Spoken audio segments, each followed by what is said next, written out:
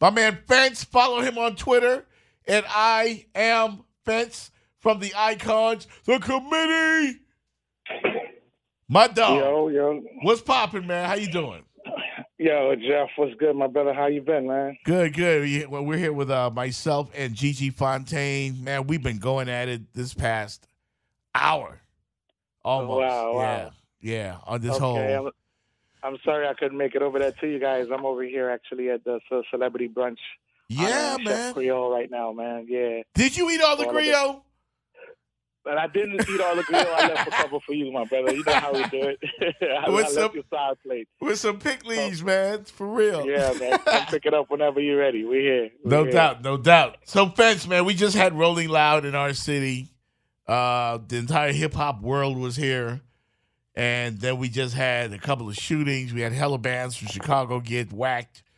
Young Thug got his tour bus shot up. NBA Youngboy, they tried to shoot him. Got his girl. What the hell is going on in hip-hop? My brother, it's crazy. We were in the studio the day before and just talking about this whole thing, man.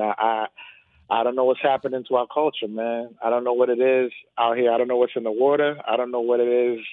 I can't explain it because it's like it seems to be just getting worse and worse every day. You know what I'm saying? So I think it's because, maybe because we glorifying the I guess the street life too much. The hip hop has always been street. From right. way back in the days, whether it's from the inception has always been the word of the streets and the whatever's happening, the temperature of the street is what we bring into the culture, into the music. But I don't know. I think nowadays we got it twisted, man. It's like the worse things are is the more they seem to be somewhat validated, if you will, for lack of better words. But to me, I don't know what the hell's going on, man. But we were in the studio the night before last and having a full 3-4 hour conversation on that topic, man. Like we're trying to really make sense of this whole thing because this is my world. This is what I grew up on. Right. This is what we grew up on. You know what I'm saying? Yeah. So it's like, man, I can't make sense of it, bro. I can't make sense of it and it's almost like to me, like we perpetrating this stigma that the others, if you will, other cultures and other ethnics think of us already, and we making it to be facts when it's truly not what it is. Right. You know what I mean? So I don't know. I don't know how I could explain that, my friend. Yeah, and I actually pulled up a stat, and I was shocked to find it, and it kind of contradicts what I'm, talking about here because it actually said that other genres, pop music in particular, just as violent as hip hop, and I had no idea. More violent, not just that. I have no idea, me. Yeah. I didn't know. Yeah, I had no idea. It was from a study from the University of Missouri that found that pop music contains lyrics the same amount of violent content as rap and hip hop. Do you think the media is it that the hip hop is more highlighted in the media more so than the lyrics of these other pop songs? Or do we overlook the pop songs because they're so pop and bubblegum and we have a better feeling about those lyrics rather than the straight in-your-face type delivery of hip-hop? I think it's a little bit of both, man. If I had to give my thoughts on this one, I think, the pop, even if it's talking about, so let's say they have some violence lyrics in the lyrics, it's not taken literal. Right. I think that the way we got it twisted with the hip hop industry is that because it's talking about killing this or selling that or doing this or doing that, people tend to not understand that it's all for show. You know what I mean? When these artists, they go home to their families. You know what I mean? They're not, everything they preaching in these records, and I think sometimes we ourselves from the hip hop culture have done it an injustice because you hear people say that, man, this brother ain't real. You know what I'm saying? Oh, he ain't got no priors. He ain't never did this, what he talking on records. Right. Like, dude, this is just for show, man. Entertainment. You know what I mean? It's entertainment. You know what I'm saying? When we go watch a movie with Arnold Schwarzenegger and all this type of things happening, they shooting up buildings and blowing up spots. It is just content for show. Right. It is not to be taken literal. You know what I'm saying? But we the only genre in the whole music industry that whatever is said is taken as if it's facts or as if it's actual and factual. And it has to be taken literally, like it's something like, oh, this dude, yeah, he just came out of jail. He done shot up this amount of people. He done did this and then did that. And to me, I think that's where we fail the youth, man. Yeah. That's where we fail the youth is because, they are here listening to this thing and they listening to the music.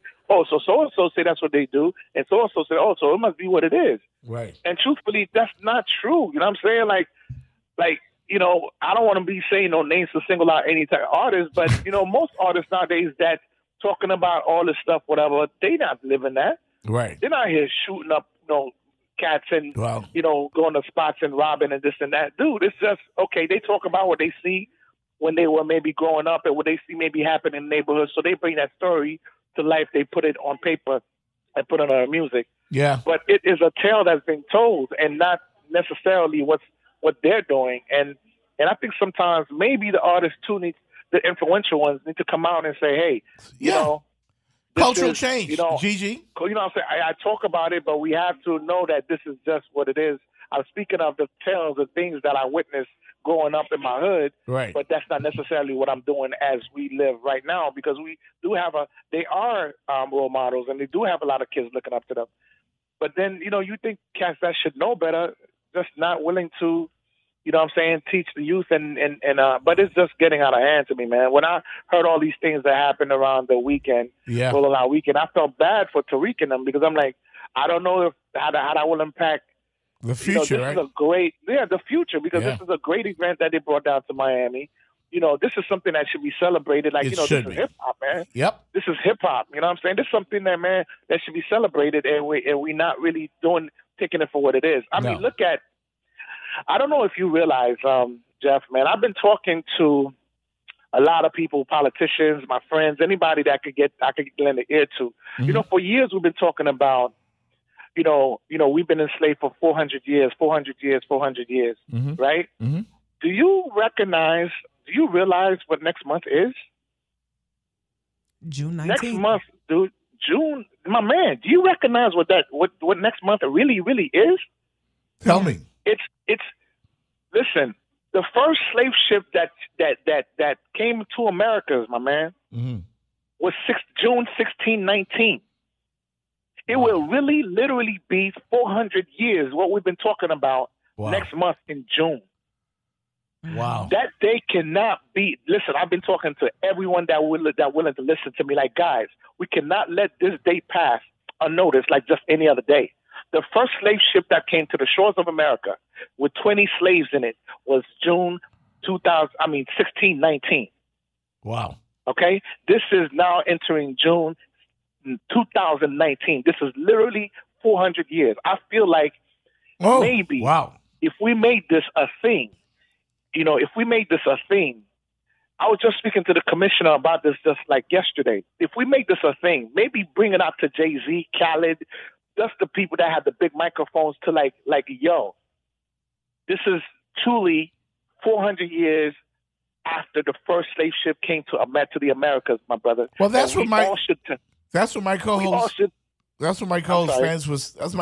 Gigi has been saying. She thinks you think it's systematic, right, Gigi? Is built in? Well, I want to address both things that he said, the June thing and the music thing, but I just wanted him to finish first before I... Yeah. No, but all I'm saying is that I think that we've been so lost as a people, right? Mm-hmm.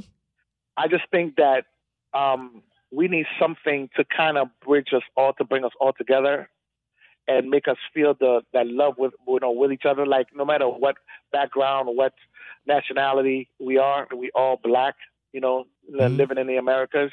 You know what I mean? And I feel like we need something to galvanize us all as a people to come together and understand that, okay, look, man, this was done to us years ago, right? For years. And it's continuously being done systematically somehow.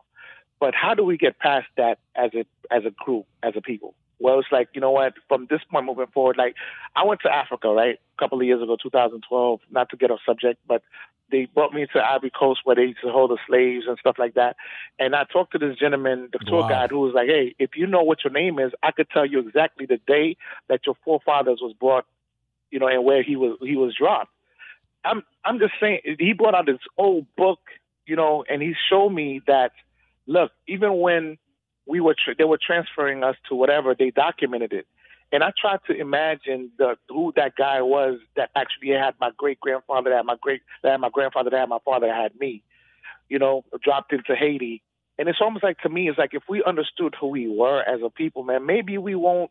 I don't know. I'm just trying to find answers. I don't have all of the answers per se. Yeah. But I feel like, man, some way, somehow, something is missing. We keep making excuses for what the other peoples are doing to us, but we're doing a lot to ourselves as well. Absolutely. I know this, but we are the cause of it too. So, the parenting and all that type of stuff. I mean, we could go on about this for days. We can. But I just feel like, man, something about this has to change. Mm-hmm. Like, how does a group of people to come to Florida, to Miami, to celebrate the culture, end up wanting to kill each other like that, man? It's just like crazy to me. It's crazy to me. Yeah. So I don't know, my brother Jeff. I mean, I could go about this for days, man. Because I'm very passionate about this type of stuff. We talk about it all the time in my groups. Yep. And at the studio all the time, man. Sometimes the guys get me rambling so much. They're like, "Oh man, they go Fentz again with this series." But I'm like, "What do we do?" Because I'm trying to find answers. Man. That's what we need. So what do we do? This is where I want to run it back to hip hop, and then we're gonna hit June, and then we're gonna hit what we do together as older. So as far as hip hop, I think one of the biggest misconceptions is what he just said, is that these artists go home and this is all for fun and this is all for fake. Maybe before. See, 50 Cent, when he did a song with Tekashi, he did an interview and he made sure to say, "I am not gang gang," because Tekashi kept saying gang gang in the song. This is not the same 50 Cent who was shot 9 times, who was actually living that life. You understand? Right. So, but that's growth. For him, it's growth, and for him, it's for entertainment. Mm-hmm. But for Tekashi, we can't say he went home to his kid. He actually was planning murders. That's why he's caught up in this RICO case now. Right. There were drugs. The thing is, that was, 90s hip hop, 80s hip hop, even early 2000s hip hop, are disconnected from these kids. These kids do live that life. Yep, I agree, Gigi. These kids, and we can't continue to assume, oh, it's a good song, it's just entertainment. No, it's real. Bobby Shmurda really lived that life. Yeah. Nipsey Hussle really was a Crip. And I love him to death. My nails are still blue. Rest in peace. Yeah.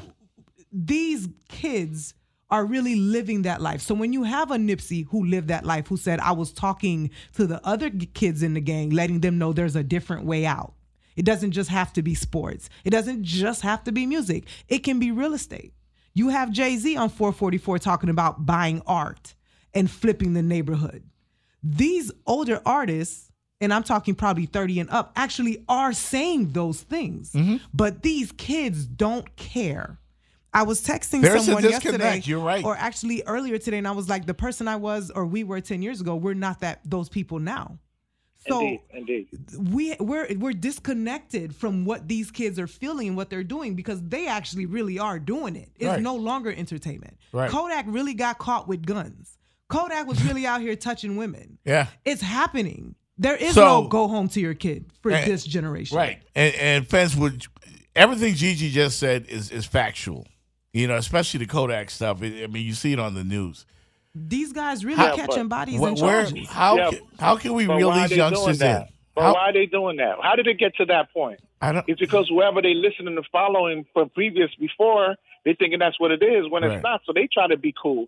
Everybody want to belong to somebody. Everybody want to belong to a crew, to a gang, to a whatever. Exactly. So it's like, okay, well, that's what so and so who's hot, who's big, around us, whatever says cool. Okay, that's what it is. But when it's not, so they come in thinking that's what they should be doing. Right. But and then so they try to live that life too, and they get stuck into that crap. Who are these kids listening to? Fat Joe telling you to lean back?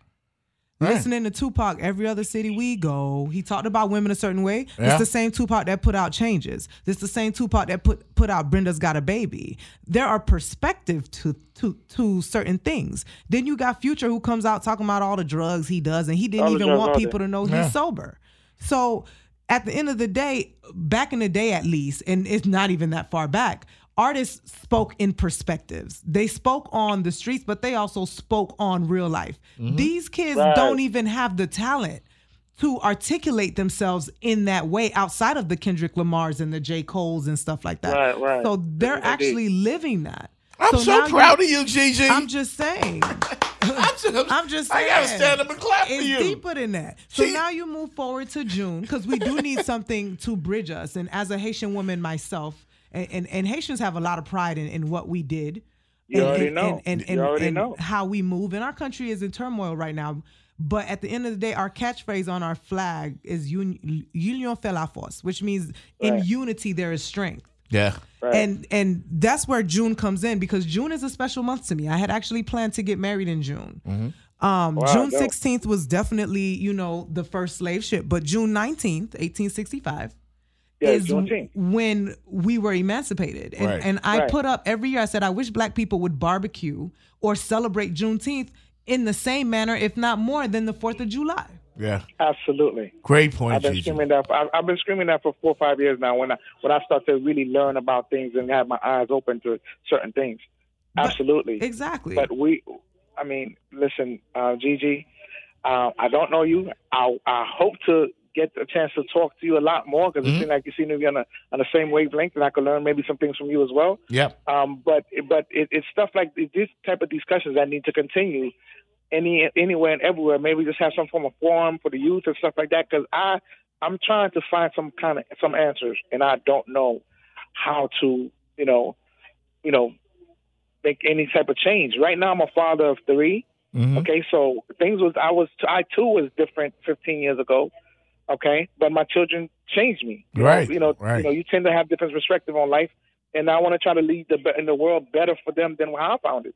But it seems to be going worse and worse and worse, especially within our culture, and I don't know how to change that much. So I'm hoping that this June, if we somehow raise the awareness, okay, between those 3 days, man, of celebration.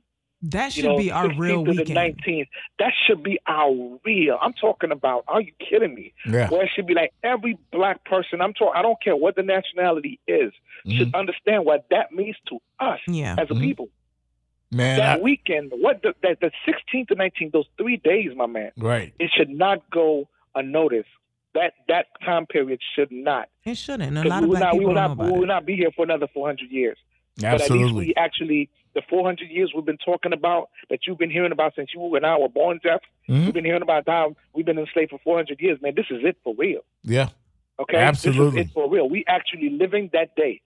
And I feel like every black person, whether you're Americans or the Caribbeans, need to understand what that means and celebrate it as a unit, you know what I'm saying, as just people of color, and just try to come together as one somehow. And I'm hoping from that day moving forward that we could try to be different one another. Right. And let me tell you, man, Fentz, I appreciate that from you. I appreciate that from Gigi, who I want to hug and kiss right now.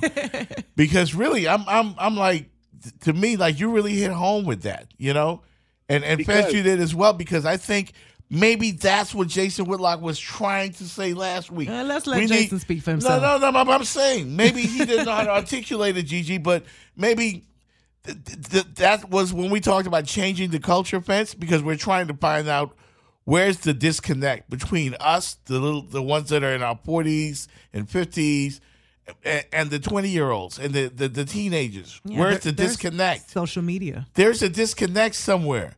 We got to fix that. Otherwise, more kids are going to die over nothing. The 20-year-olds have no value in life anymore. Yeah. They're just like, It's all about showing off.